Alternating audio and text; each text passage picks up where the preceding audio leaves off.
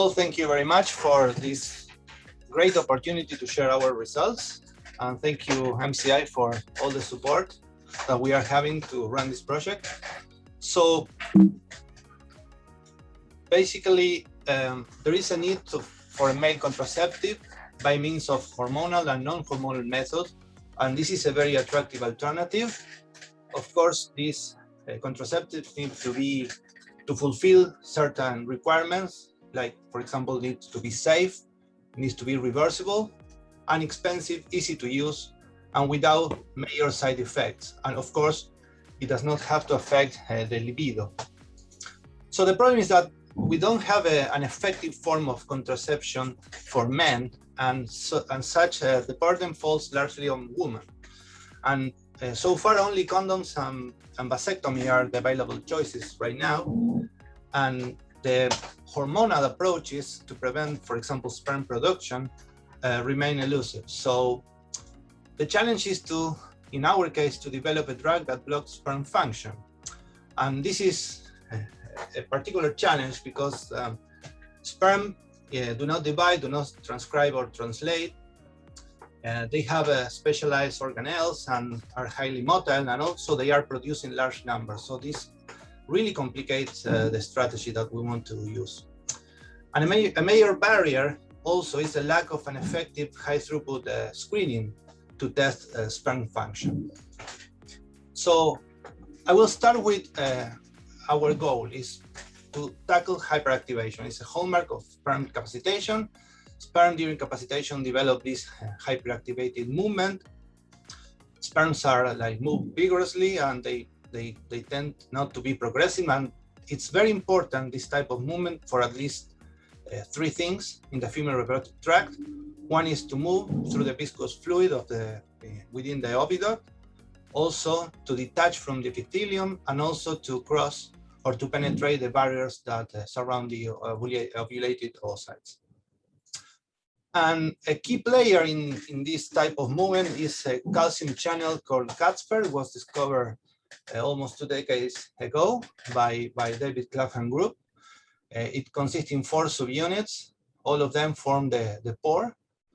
And when you knock out any of these subunits, you get completely sterility. And there is basically no fertilization.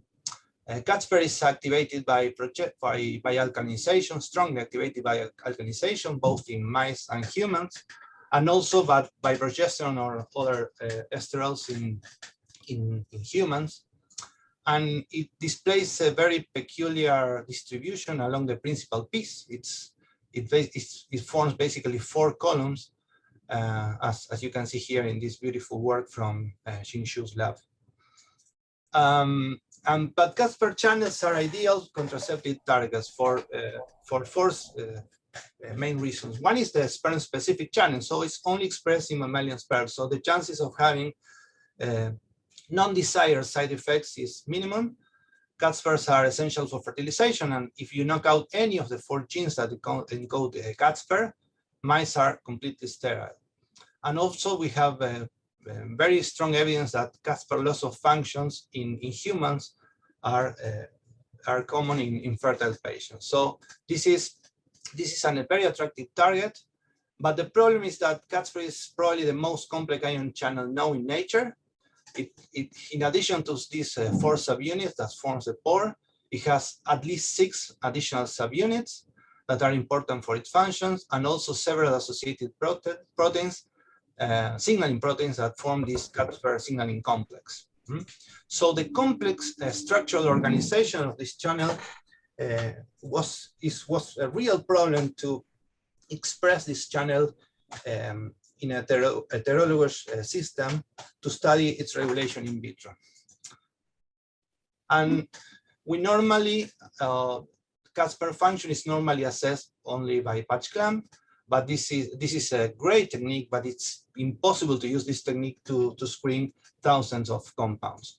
So our goal was to develop a high throughput method to screen drugs with the capacity to block CatSper. And how we do that? Well, we used, first I'm going to explain how we test the CatSper function, and then how we take this approach and in a high throughput screening method. So CatSper is very selective for calcium, but when we chelate calcium with EGTA, for example, it becomes permeable to sodium. So when we add EGTA, sodium can go through CatSper and produce a membrane potential depolarization. And this depolarization can be followed by increasing fluorescence using specific probes. As you can see here, for example, these are traces of fluorescence. When you add EGTA here in red, you observe an increase in fluorescence due to this depolarization caused by sodium.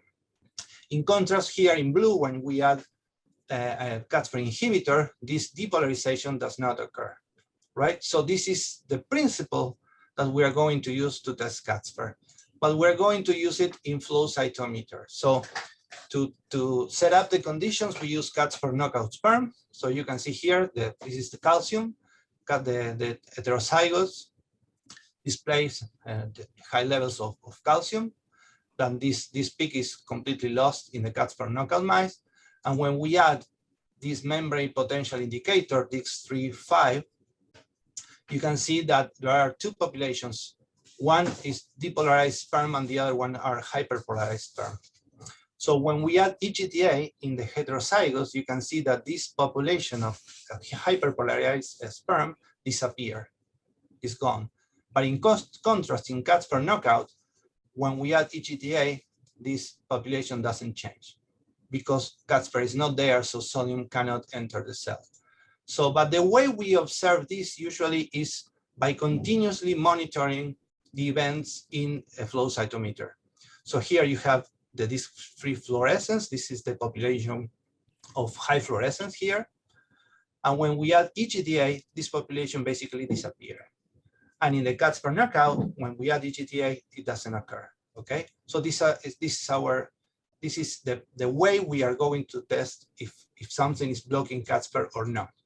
And of course, we can plot how this fluorescence is moving in time.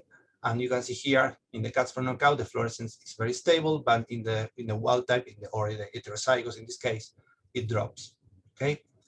Now, how are we going to use this in a high throughput system? And we are going to use a novel technique, novel for us, at least for our field, which is called fluorescent cell barcoding using flow cytometry. So the idea here is that we use, I'm going to explain this in a very simple matrix of 9 positions. So we use 2 dyes. The first dye we add in this direction in increasing concentration. So B has more concentration than A and C more concentration than B. And in the other direction, we add the second dye that is increasing in this direction. So, and then we add the sperm. So as you can see here, each well will have a unique signature of fluorescence. For example, in this one, we have very low concentration of dye 2 and dye 1. And in contrast, here in C, we're going to have high concentration of dye 2 and dye 1. So what we do then is we mix all these populations together and we run them through a flow cytometry. So we select the population of sperm cells based on these 2 parameters. And then because each population has a unique fluorescence signature, we can separate them in doing the analysis. And for example, here we have very low fluorescence in this dye and in this dye, and we can basically very easily separate this population among all the others. So what we do is to set up the conditions, we try a lot of different concentration of one dye. I'm going to show you the example of one dye, but we did the same with the other dye. And you can see we try many concentrations. They are all together, they overlap. And if we observe this using histograms, we can see that these basically populations overlap. So we choose the ones that do not overlap, like here. Okay, in this case, we choose 3, and with the other one, we choose 4. So we can very easily separate the populations. And we combine the 2 dyes, we get the 3 by 4 matrix in this case. And as you can see, we can separate the 12 populations because of the unique fluorescent signatures that each well has. So here is the approach that we are using. Again, a very simple example with a 9-well matrix. We add 9 different compounds here, 1, 2, 3 through 9, okay? Then we add the dyes in increasing concentration in this direction and in this direction. So each one has a unique signature. Then we add the cells in each well. Then we add the membrane potential indicator and the propylene iodide to select the live cells. We run them through a flow cytometry, and then we add EGTA and we run them again. After this, we select the sperm population. From here, we select only live cells, and we compare the different signatures. Each of one was exposed to a different compound. And for example, here, this is an example, we have one population what we separated from the others, and we can see here that after, before and after EGTA addition, there is no decrease in this population. Basically, here we have a potential CatSper inhibitor. In this case, this one was selected, and we can see that in this case we observe a depolarization because CatSper is not affected. Okay, and now I show you a real example. So again, this is a simple matrix of 3 by 4. In these 2 positions, we didn't add sperm, so as you can see, the populations are missing here.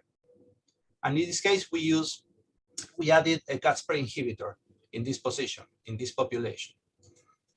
And here are the results. For example, we have no sperm in these 2 positions. In the other compounds did not have an effect on CatSper, so you can see the depolarization in all the cases. But in this case, we have a CatSper inhibitor, there is no depolarization.